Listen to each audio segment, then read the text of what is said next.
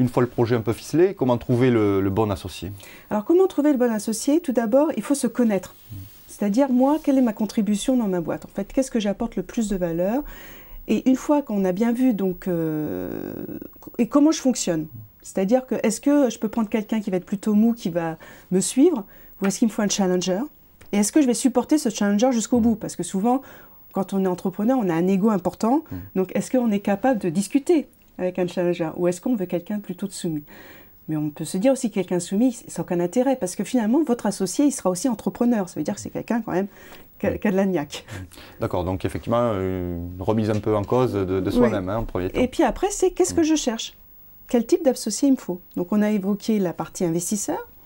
Donc, c'est quel type d'investisseur il me faut? Là-dessus, en fait, sur cette question-là, on va dire que le débat, il est un peu plus limité parce qu'on peut se dire qu'au démarrage, en fonction de l'étape où on est, c'est plutôt une question de riche parce que souvent, on n'a pas trop le choix de notre investisseur. C'est-à-dire que dans les business angels, déjà, il va falloir en voir pas mal. Et une fois qu'on en a une petite poignée, on est content de les avoir. Donc après, si on peut en choisir un ou deux, bah c'est tant mieux, quoi.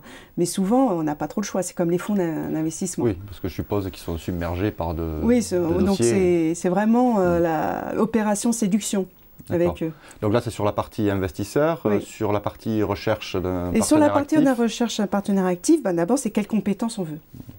Donc ça, c'est le côté le plus facile.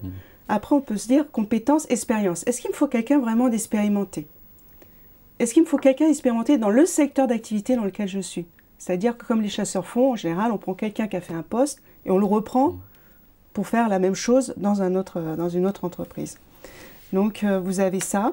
Et puis, ensuite, naturellement, il y a la phase, on va essayer de se dire, est-ce que je vais pouvoir m'entendre avec lui et partager une vision?